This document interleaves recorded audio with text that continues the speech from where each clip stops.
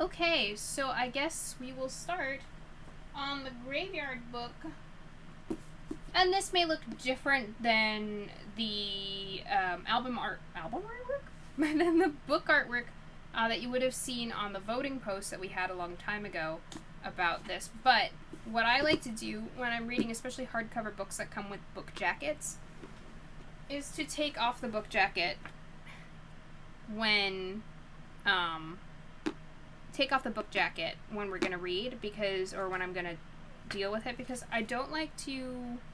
So this is actually good material, this book jacket, like pretty good material that doesn't get fingerprint stains or anything. No matter how much you touch it, it's not like that. But there are book covers that are like that, and in those cases I don't want to get them messed up, so I usually take the jacket off and put them aside. I'll still do that with this because I just don't want to take the chance of messing it up while I'm reading, my finger snagging on it or something and tearing. You know, just like crazy accidents happen sometimes, and I just want to take care of it. Let me see what I can check out of the Graveyard Book. Okay. I think we could read like chapter 1. Yeah, I think we could read chapter 1.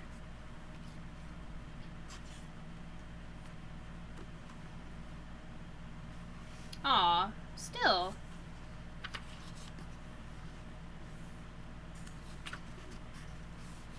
So I'm going to show, there aren't that many, but when there are illustrations, I'll show you what they look like. So we have that. Chapter 1, How Nobody Came to the Graveyard. There was a hand in the darkness, and it held a knife.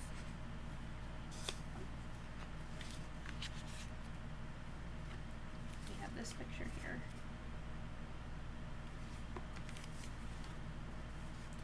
The knife had a handle of polished black bone, and a blade finer and sharper than any razor. If it sliced you, you might not even know you had been cut, not immediately. The knife had done almost everything it was brought to that house to do, and both the blade and the handle were wet. The street door was still open, just a little, where the knife and the man who held it had slipped in, and wisps of nighttime mist slithered and twined into the house through the open door.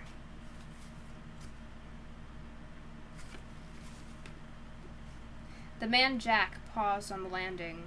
With his left hand, he pulled a large white handkerchief from the pocket of his black coat, and with it he wiped off the knife and his gloved right hand which had been holding it.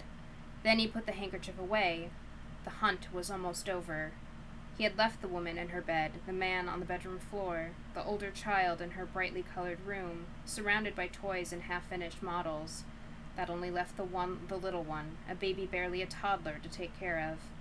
One more and his task would be done. He flexed his fingers. The man Jack was, above all things, a professional, or so he told himself, and he would not allow himself to smile until the job was completed. I didn't remember there were so many pictures this early on. But I started, for some backstory, I started reading this book at one point and stopped somewhere like a couple chapters in, I guess. I don't remember like anything of it, as you can see. But yeah. His hair was dark and his eyes were dark, and he wore black leather gloves of the thinnest lambskin. The toddler's room was at the very top of the house. The man Jack walked up the stairs, his feet silent on the carpeting. Then he pushed open the attic door, and he walked in. His shoes were black leather, and they were polished to such a shine that they looked like dark mirrors. You could see the moon reflected in them, tiny and half full.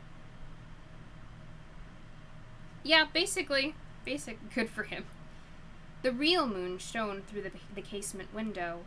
Its light was not bright, and it was diffused by the mist, but the man Jack would not need much light.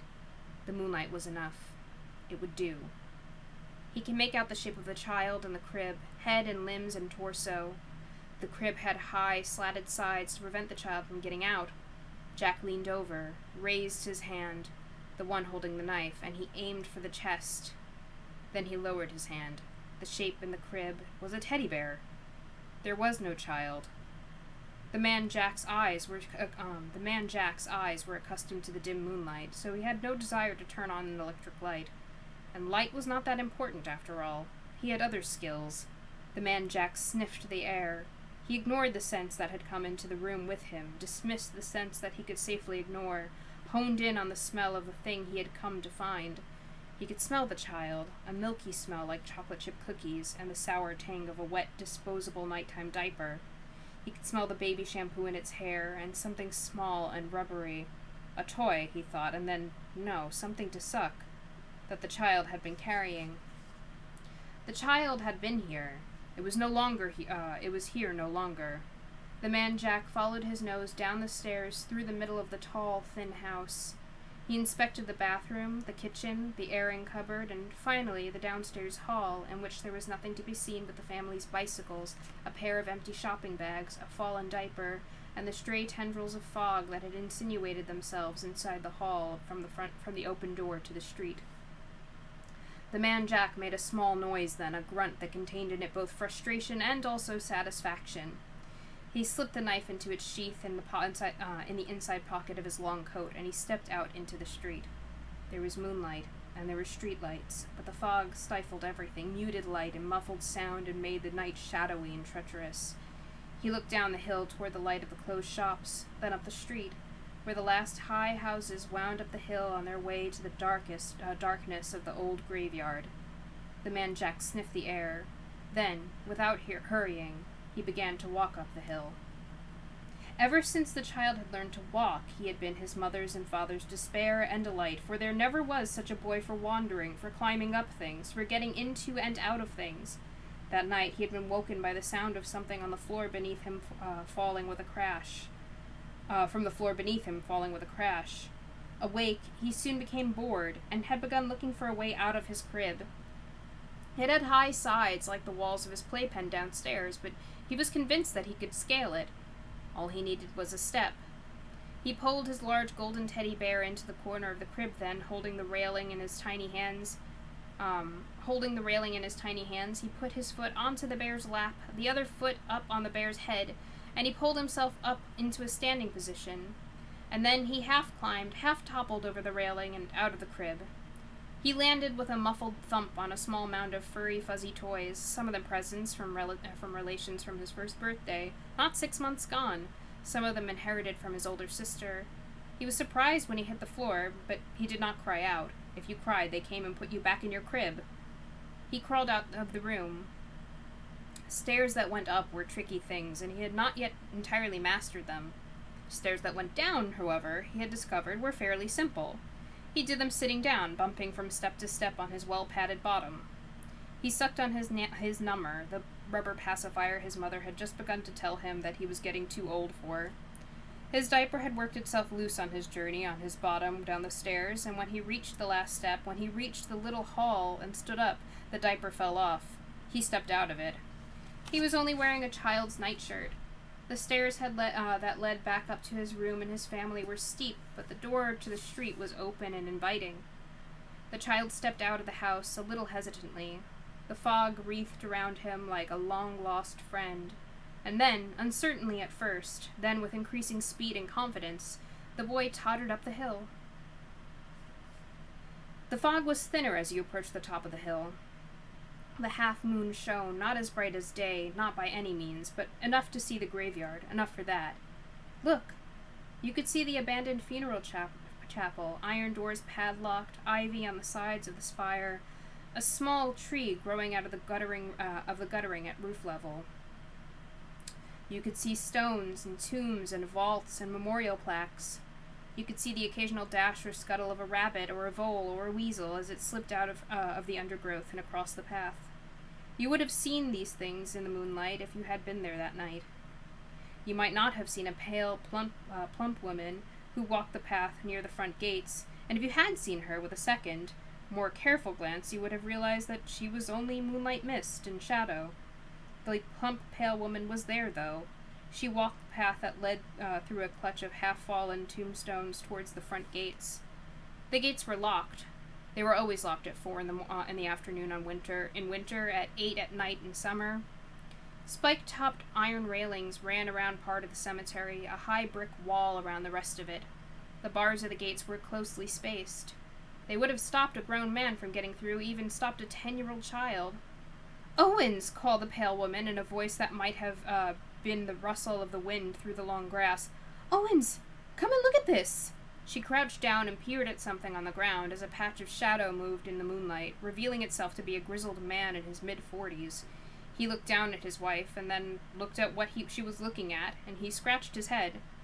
"Mistress Owens," he said, for he came from a more formal age than our own. "Is that what I think it is?"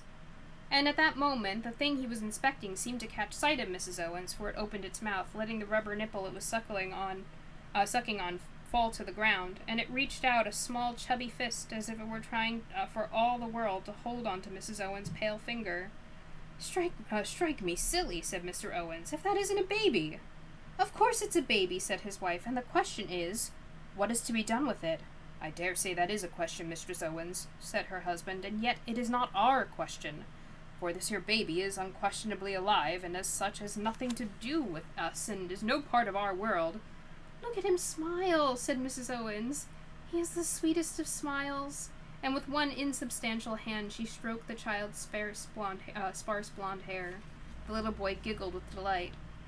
A chilly breeze blew across the graveyard, scattering the fog and the lower slopes of the place, for the graveyard covered the whole of the top of the hill, and its paths wound up the hill and down and back upon themselves. A rattling. Someone at the main gate of the graveyard was pulling and shaking it, rattling the old gates and the heavy padlock and chains that held them. "There now," said Owens, "it's the babe's family, come to bring him back to the loving bosom. Leave the little man be," he added, because Mrs. Owens was putting her insubstantial arms around the toddler, smoothing, stroking. Mrs. Owens said, "He doesn't look like nobody's family, that one." The man in the dark coat had given up on rattling the main gates and was now examining the smaller side gate. It, too, was well locked. There had been some vandalism in the graveyard the previous year, and the council had taken steps. "Come on, Mistress Owens, leave it be. There's a dear," said Mr. Owens when he saw a ghost and his mouth dropped open, and he found himself unable to think of anything to say. You might think, and if you did you would be right, that Mr. Owens should not have taken on so at seeing a ghost, given that Mr. and Mrs. Owens were themselves dead and had been for a few hundred years now, and given that the entirety of their social life, or very nearly, was spent with those who were also dead.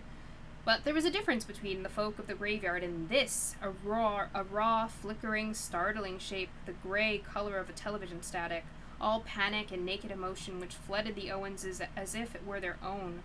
3 figures, 2 large, 1 smaller, but only one of them was in focus, was more than an outline or a shimmer. And the figure said, "That's my baby! He is trying to harm my baby!" A clattering. The man outside was hauling a heavy metal garbage can across the alley to the high brick wall that ran round that part of the graveyard. "Protect my son," said the ghost, and Mrs. Owens thought it was a woman. Of course, the babe's mother. "What did he do to you?" asked Mrs. Owens, but she was not certain that the ghost could hear her. Recently dead, poor love, she thought. It's always easier to die gently, to wake in due time in the place you were buried, to come to terms with your death, and to get acquainted with the other inhabitants. This creature was nothing but alarm and fear for her child, and her panic, which felt like to the Owenses like a low-pitched screaming, was now attracting attention, for other pale figures were coming from all over the graveyard.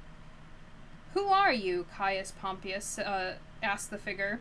His headstone was now only a weathered lump of rock, but 2,000 years earlier he had asked to be laid to rest on the mound beside the marble shrine, rather than to have his body sent back to Rome, and he was one of the most senior citizens of the graveyard. He took his responsibilities extremely seriously. "Are you buried here?" "Of course she's not, freshly dead by the looks of her." Mrs. Owen put an arm around the woman's shape and spoke to it privately in a low voice, calm and sensible. There was a thump and a crash from the high wall beside the alley. The garbage can had fallen. A man clambered up onto the top of the wall, a dark outline against the mist-smudged streetlights. He paused for a moment, then climbed down the other side, holding on to the top of the wall, legs dangling, then let himself fall the last few feet down into the graveyard.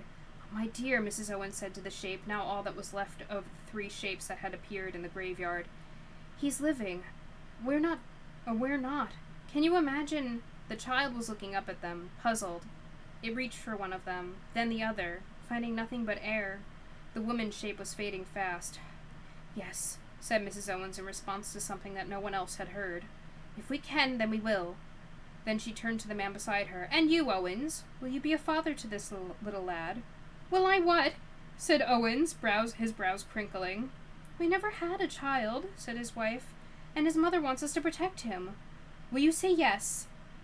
The man in the black-brown coat had tripped in the tangle of ivy and half-broken headstones. Now he got to his feet, walked forward more carefully, startling an owl which rose on silent wings. He could see the baby, and there was triumph in his eyes. Owens knew what his wife was thinking when she used that tone of voice. They had not, in life and in death, been married for over 250 years for nothing. "Are you certain?" he asked. "Are you sure?" "Sure as I ever have been of anything," said Mrs. Owens. "Then yes, if you'll to be its mother, I'll be its father." "Do you hear that?" Mrs. Owens asked the flickering shape in the graveyard, now little more than an outline, like distant summer lightning in the shape of a woman. It said something to her that no one else could hear, and then it was gone. "She'll not come here again." "Oh, she'll not come here again," said Mr. Owens. "Next time she wakes, it'll be in her own graveyard, or wherever it is she's going." Mrs. Owens bent down to the baby and extended her arms. "Come now," she said warmly. "Come to Mama." To the man Jack, walking through the graveyard towards them on a path, his knife already in his hand, it seemed as if a swirl of mist had curled around the child in the moonlight, and that the boy was no longer there, just damp mist and moonlight and swaying grass. He blinked and sniffed the air. Something had happened, but he had no idea what it was. He growled in the back of his throat like a beast of prey, angry and frustrated. "Hello?" called the man Jack, wondering if perhaps the child had stepped behind something. His voice was dark and rough, and there was an odd edge to it, as if of surprise or puzzlement at hearing himself speak. The graveyard kept its secrets. Let me just take a drink of water because, my throat. Hold on.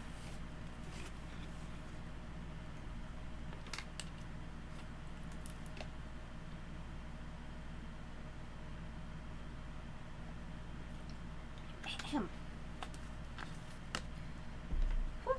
Okay. All right. "Hello," he called again. He hoped to hear a baby cry or utter a half word, or to hear it move. He did not expect what he actually heard, a voice, silky smooth, saying, "Can I help you?" The man Jack was tall. This man was taller. The man Jack wore dark clothes. This man's clothes were darker. People who noticed the man Jack when he was about his business, and he did not like to be noticed, were troubled or made uncomfortable, or found themselves unaccountably scared. The man Jack looked up at the stranger, and it was the man Jack who was troubled. "I was looking for someone," said the man Jack, slipping his right hand back into his coat pocket so the knife was hidden, but there if he needed it. "In a locked graveyard at night," said the stranger. "It was just a baby," said the man Jack. "I was just passing when I heard a baby cry, and I looked through the gates, and I saw him. Well, what would anyone do?" "I applaud your public-spiritedness," said the stranger. "Yet, if you managed to find the child, how were you planning to get out of here with it? You can't climb back over the wall holding a baby." "I would have called until someone let me out," said the man Jack. A heavy jingling of keys. "Well, that would have been me, then," said the stranger. "I would have let you out." He selected one large key from the keyring and said, "Follow me." The man Jack walked behind the stranger. He took his knife from his pocket. "Are you the caretaker, then?" "Am I?" "Certainly, in a manner of speaking," said the stranger. They were walking towards the gates, and the man Jack was certain away from the baby. But the caretaker had the keys. A knife in the dark, that was all it would take, and then he could search for the child all through the night if he needed to. He raised the knife. If there was a baby, said the stranger without looking back, it wouldn't have been here in the graveyard. Perhaps you were mistaken. It's unlikely that a child would have come in here after all. Much more likely that you heard a night bird and saw a cat, perhaps or a fox. They declared this place an official nature reserve, 30 years ago, around the time of the last funeral. Now think carefully and tell me you are certain that it was a child that you saw. The man Jack thought. The stranger unlocked the side gate. A fox, he said. They make the most uncommon noises, not unlike a person crying. No, your visit to this graveyard was a misstep, sir. Somewhere the child you seek awaits you, but he is not here. And he let the thought sit there in the man Jack's head for a moment before he opened the gate with a flourish. Delighted to have made your acquaintance, he said, and I trust that you will find everything you need out there.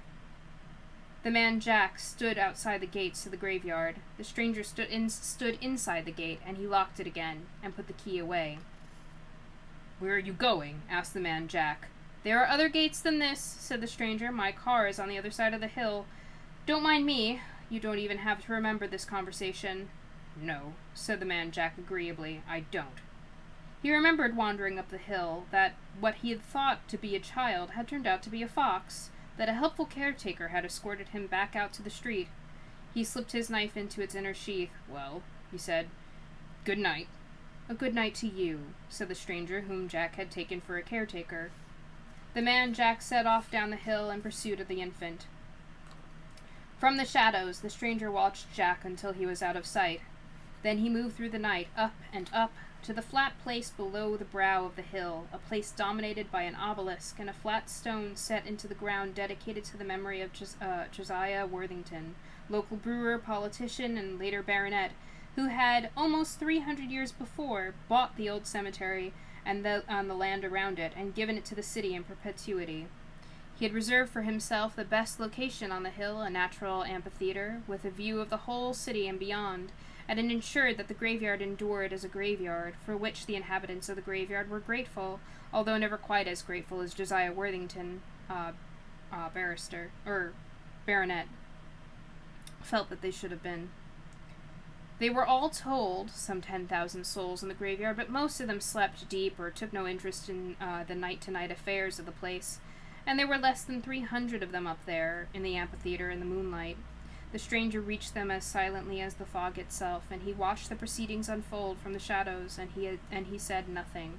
Josiah Worthington was speaking. He said, My dear madam, your obduracy? Yeah, your obduracy is well, can't you see how ridiculous this is? No, said Mrs. Owens, I can't. She was sitting cross-legged on the ground, and the living child was sleeping in her lap. She cradled its head with her pale hands. What Mistress Owens is trying to say, sir, begging your honor's pardon, said Mr. Owens, standing beside her, is that she doesn't see it that way. She sees it as doing her duty. Mr. Owens had seen Josiah Worthington in the flesh back when they were both alive, had in fact made several pieces of fine furniture for the Worthington Manor House, out near Inglesham, and was still in awe of him. Her duty! Josiah Worthington, I'm going to keep looking back, baronet, shook his head, as if to dislodge a strand of cobweb. Your duty, ma'am, is to the graveyard, and to the commonalty of those who form this population of discarnate spirits, revenants, and such like whites. Such like Kniggets. I'm thinking of Monty Python. Why did I pronounce it like that? Whites. Such like whites. And your duty thus is to return the creature as soon as possible to its natural home, which is not here. His mamma gave the boy to me, said Mrs. Owens, as if that was all that needed to be said. My dear woman. I am not your dear woman, said Mrs. Owens, getting to her feet.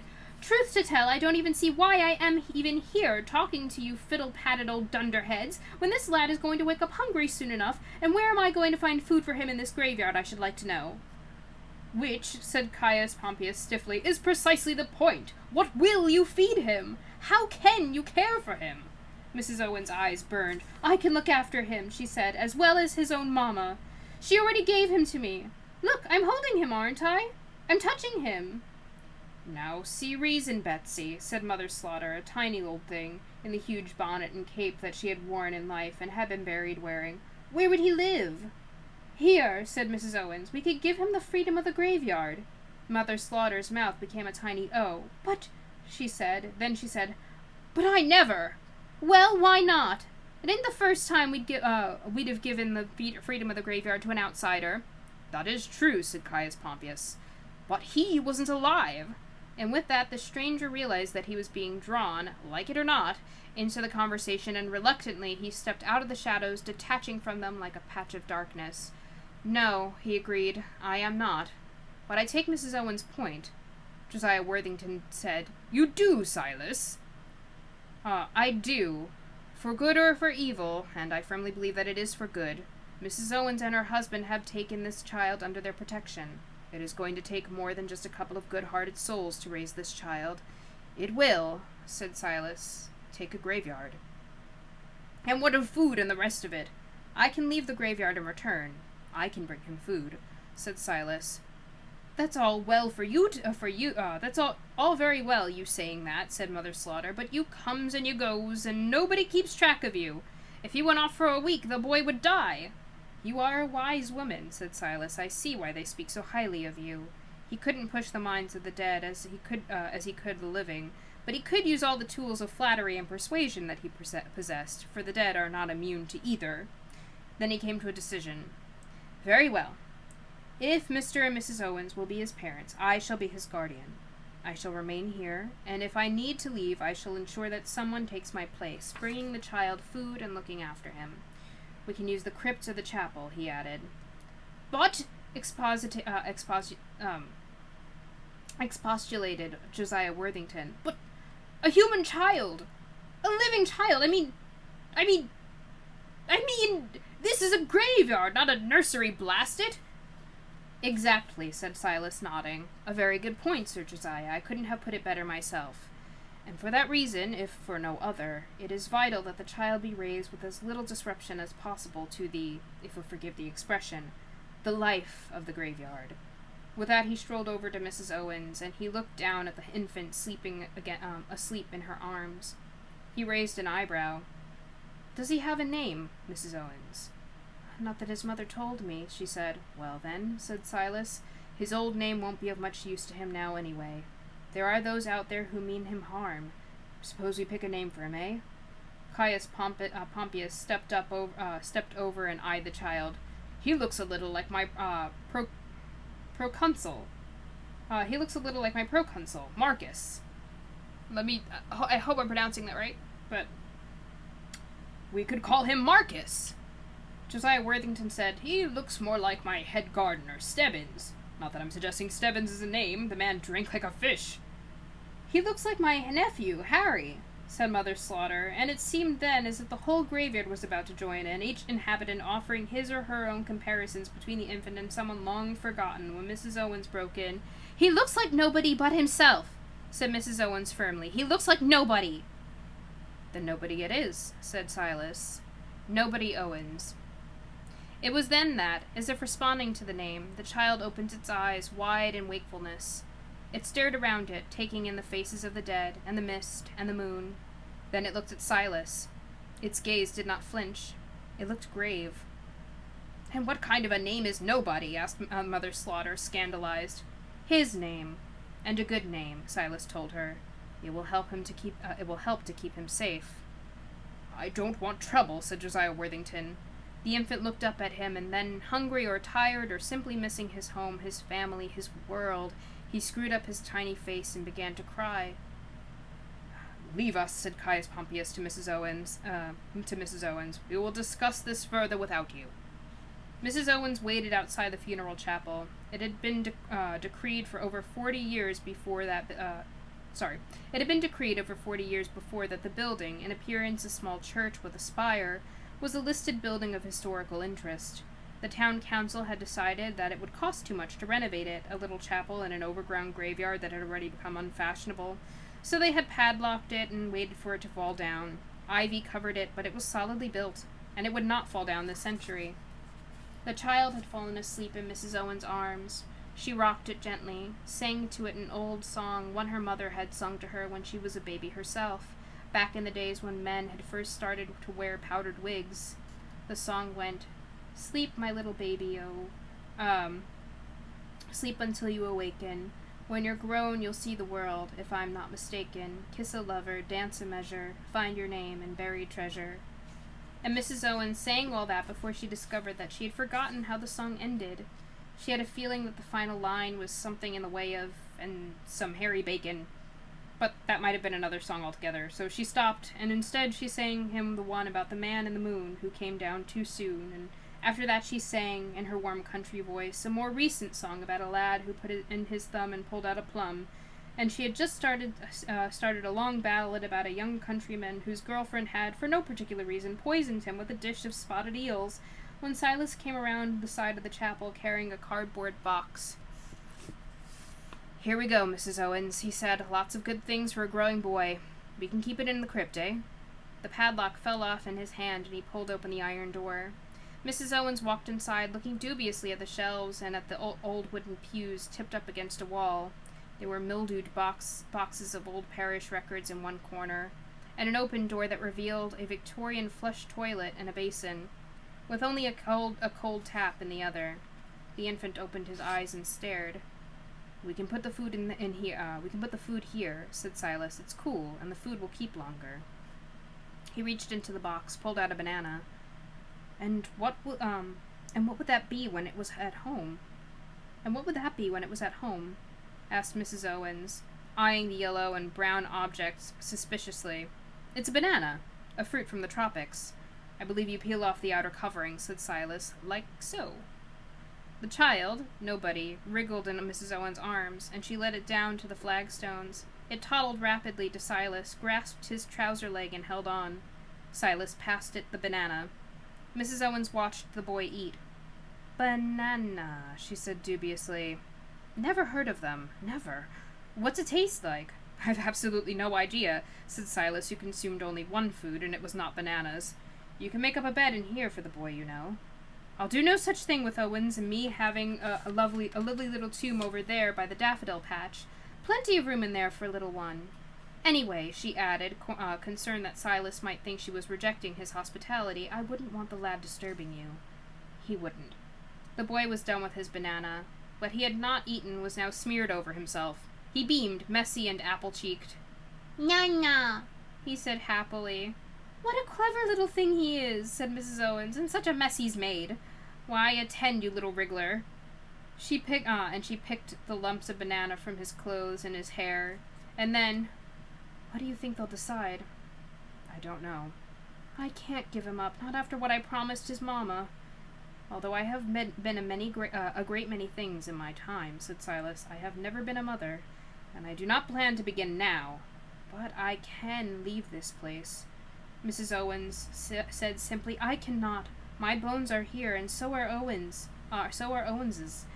I'm never leaving." "It must be good," said Silas, "to have somewhere that you belong, somewhere that's home." There was nothing wistful in the way he said this. His voice was drier than deserts, and he said it as if he were simply stating something unarguable. Mrs. Owens did not argue. "Do you think we will have long to wait?" "Not long," said Silas, but he was wrong about that. Up in the amphitheater on the side of the hill, the debate continued. That it was the Owenses who got involved in this nonsense rather than some flibberty-gibbet Johnny-come-latelys counted for a lot, for the Owenses were respectable and respected. That Silas had volunteered to be the boy's guardian had weight. Silas was regarded with a certain wary awe by the graveyard folks, existing as he did, on the borderline between their world and the world they had left. But still... Possibly? Maybe? About the whole, is he a vampire? Maybe? A graveyard is not normally a democracy, and yet death is the great democracy, and each of the dead had a voice and an opinion as to whether the living child should be allowed to stay, and they were each determined to be heard that night. It was late autumn when the daybreak was long in coming. Although the sky was still dark, cars could now be heard starting up further down the hill. and as the living folk began to drive to work through the misty night black morning, the graveyard folk talked about the child that had come to them and what was to be done. 300 voices, 300 opinions.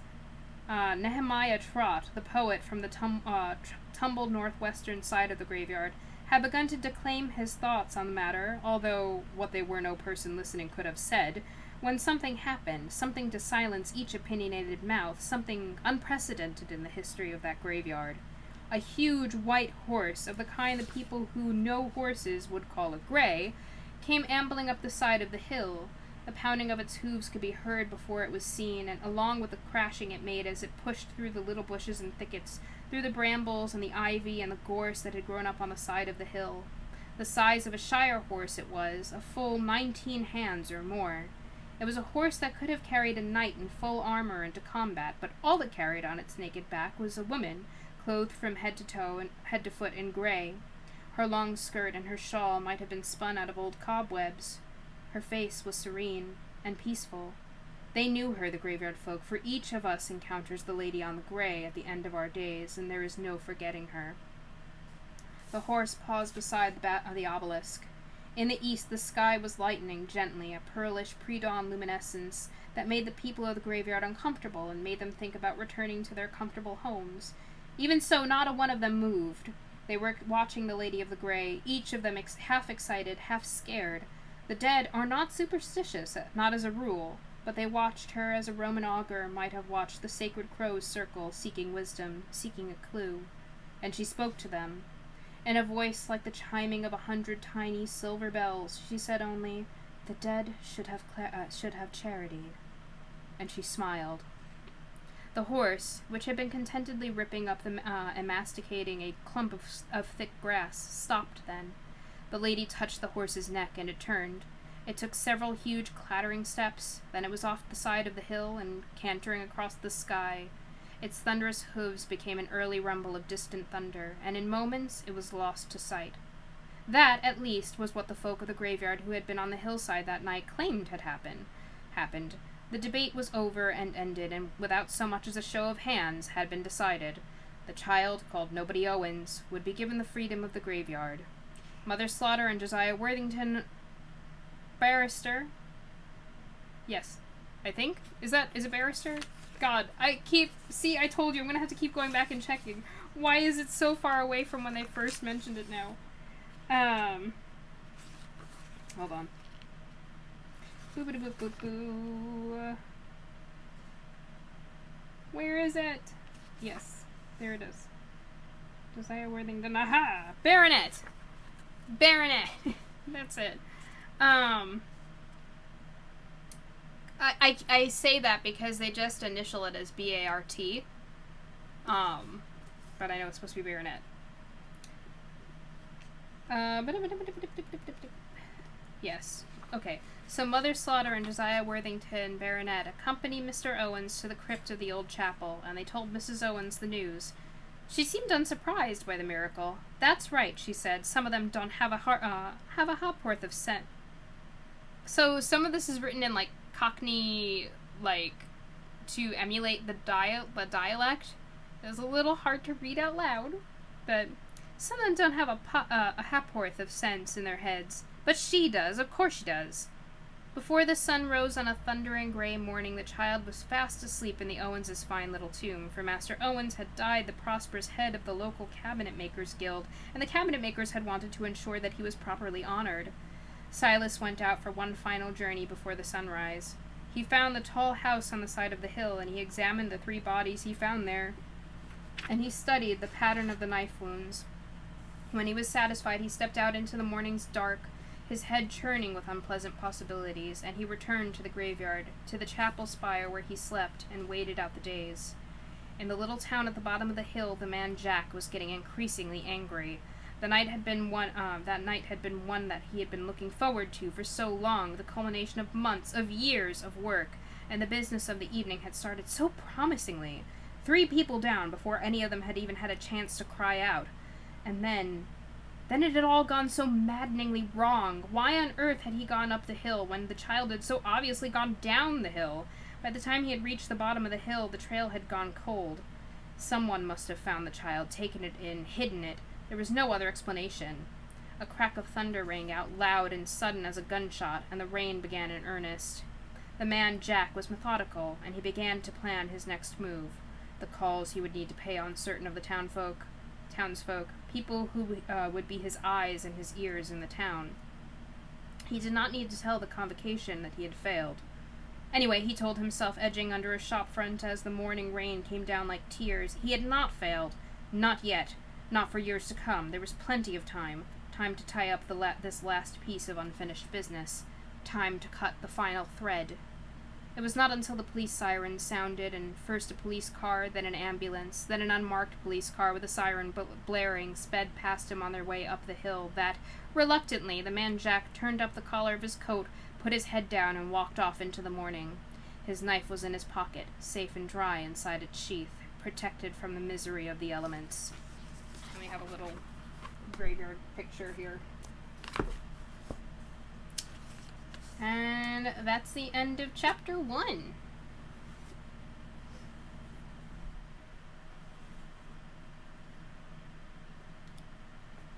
Oh, it's late. I did not realize that it was 7:30 already.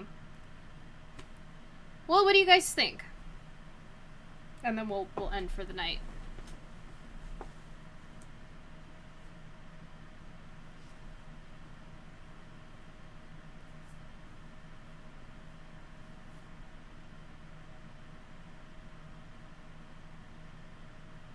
I'm glad you like it.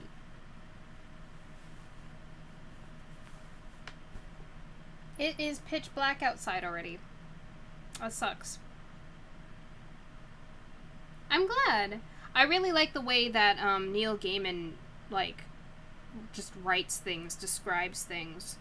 And his, like, just his cadence with his writing. Really nice. Yeah, I'm wondering about that too. He seems to be part of some sort of convocation. So, that's interesting.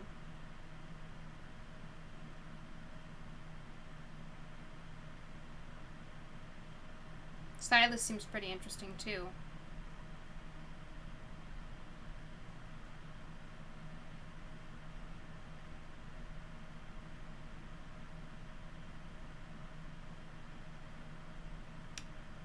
Any other thoughts or comments? Or are we done? By the way, we can keep going for conversation. I don't have any problem with that. Yeah, I think you guys are right about the possibility of Silas being a vampire. Seems like a good vampire, though. And also powerful. He has, like, some sort of power of suggestion on the living. That kid's gonna be so metal.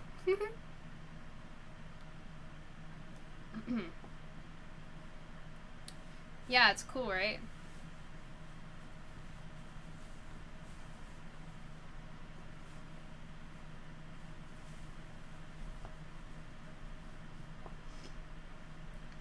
Alrighty, guys, if that's it, then I think we're done for today. So I hope you guys enjoyed the end of Howl's Moving Castle and the beginning of the Graveyard Book. Of course, we'll continue again next Sunday. Well, we'll see? We'll see? Maybe? We'll see? I think something should happen to Jack, definitely. But anyway, so, yeah, we will be coming back, obviously, for next Sunday at 5 p.m. to continue the Graveyard Book. I'm still trying to work out what to do in terms of our Saturday stream for games. I am open to suggestions for other games or anything like that if you guys want to send them to me. I'd be happy to think about doing something else other than the Nuzlocke.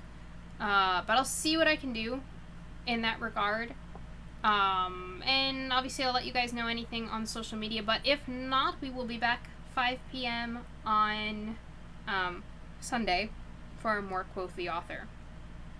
In the meantime, you can go ahead and check out YouTube. my YouTube channel, which is the same as my name here, where I have re-uploads or uploads of all past episodes. We are a bit behind on Hot to Full Boyfriend episodes. We just got into Hot to Full Boyfriend Holiday Star there. And also, I'm going to be uploading, I think, the last episode of Quoth the Author now, or it might be the second to last episode, I don't know. I'll get us up to date eventually.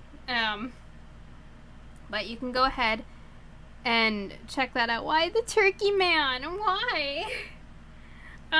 So go ahead, go on, visit me over there, like, comment, subscribe, you know, tell me anything that you want immortalized and to be there forever. If you have any questions that come up after the fact, that would be the place to ask it, as, like, Twitch chat is so ephemeral and just, it's there and gone, versus I can actually see it and review it on YouTube, so go ahead and do that. And otherwise, I will see you next time for Quoth the Author. Have a great night, everybody. I hope you enjoyed. This has been Sky. Bye-bye.